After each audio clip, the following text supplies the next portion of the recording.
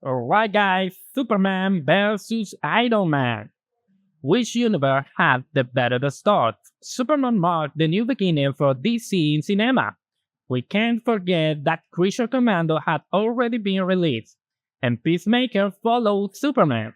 However, James Gunn made it clear that everything truly starts with Superman.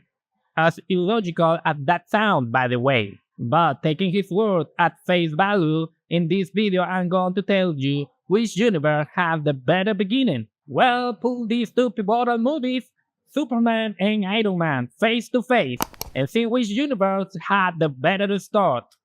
Iron Man was released in 2008, a time when Marvel movies were not taken seriously.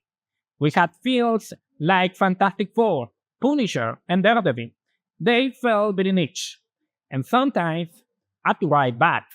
Even the X-Men franchise struggled. I remember watching the second one directly on TV in some places. Only a few managed to hit theater. Yes, Spider-Man was considered perhaps Marvel's most serious offering, but unfortunately, the third films lowered that dramatic intensity. There's a reason for the million of memes. The movie was riddled with comedic situations. The year big release was Batman: The Dark Knight, where we saw the true potential of superheroes when they are taken seriously. And even though that movie took all the attention, Iron Man was released, a movie that also takes the character seriously and feels incredible comic accurate. What I mean is, it didn't need to be realistic, like what people call Nolan grounded Batman. Here, Iron Man respects his comic origins. The suit in this movie, mixed with practical effects and CGI, was simply awesome. And if you don't believe me, you can see the behind the scenes. Even with Nolan taking the spotlight, Iron Man did well enough for Marvel to invest more money into superheroes, leading to the Incredible Hulk. Iron Man 2, this is the truly where the idea of connecting character was born, with cameos or mention like the Thor hammer. While I find Iron Man 2 worse than the first, it was successful enough to Marvel to plant the idea that many superheroes were coming. So we can say Marvel started small and grew bigger. The big characters like Fantastic Four and Spider-Man had big budgets, while the more street-level heroes like Daredevil or Punisher were films that, even if they had their charm, fell underground or straight to TV. Marvel managed to consolidate a single, same narrative, what we now call the Marvel formula now. Iron Man 2 and Iron Man 1, they were already talking about the cameo in The Incredible Hulk, but for whatever reason, it didn't happen with Edward Norton version. However, it is canon, as we saw character return in Captain America Brave New World. And now this is context. Superman.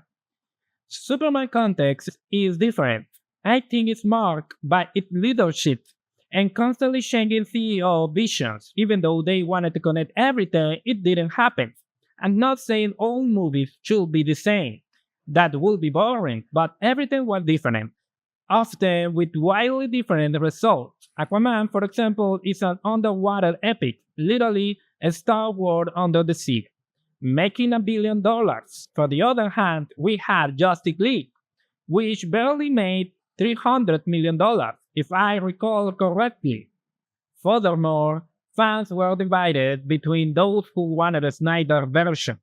Besides, DC leadership changed constantly, which produced these different tones and visions. Things were happening on the fly without strategic planning. Every time leadership changed, the direction changed, and that obviously affected. James Gunn was chosen, but he already controversial figure.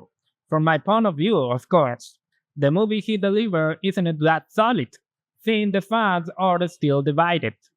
And on the top of that, this new beginning is a risk. Remember that Warner is set for sale, so another leadership change could come. This is normal. If you're a new boss, you bring your own people. So Gunn's position is in danger. Whether the movie was a success or not isn't the point. A new CEO could simple not like Gunn and replacing him. So Marvel had the better context, thanks to Kevin Feige's consistency and vision. They created something solid that the people might love or hate, but they stay loyal to their core ideas. And maybe some movies weren't huge hits until Avengers, but the plans always stay firm. We can conclude that if a company is solid, the product it releases will be solid. But if your leadership change every year, logically your product will be mediocre, only surviving to the mastery and love of directors like James Wan or Snyder. That's why Gunn's context is very difficult, despite whatever success he had this year. Now, to analyze which superhero had a better beginning, it's time to talking about the most important thing, the hero journey. Which movie had a better character development?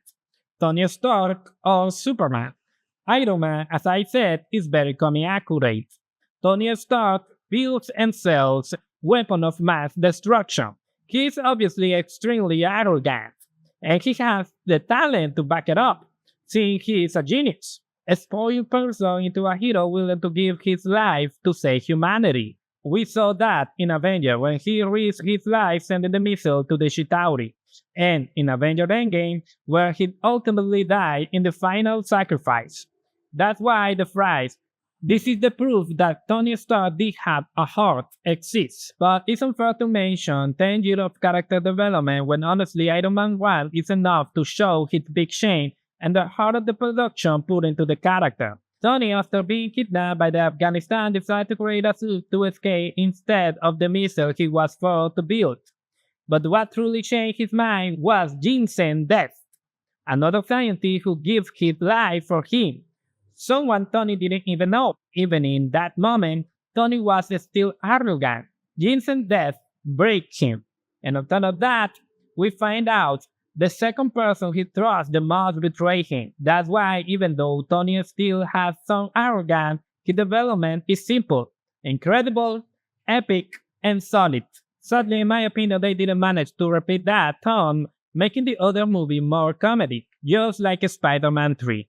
Well-measured drama is what gives superheroes their epic weight and make people take them seriously. Fun fact, by Endgame, Tony wasn't arrogant at all. In my opinion, in Defeat, he found complete humility. Superman, on the other hand, this one is complicated. So let me summarize it. Clark feels more Kryptonian, a defender of the world, which is why he always listened to the incomplete message from his parents to cool down. Notably, the character breaks completely when he discovers the true message. Conquer, and if it's possible, create a new Krypton. This is what I say Superman feels more like a visitor to Earth. Otherwise, he wouldn't lose his identity so easily when he discovers the truth. It's only when his father makes him understand that he decides who he is, to the point of relaxing while looking at his adopted human parents. The problem with this origin for me is that it betrayed the character a bit. Superman has always been aware of his humanity and his Kryptonian heritage. He doesn't reject either. He embraced both to guide humanity into a new dawn. That's where the line I love so much from Man of Steel comes from. But in time, they will join you in the song called "In Time, You Will Help the Accomplish Wonders."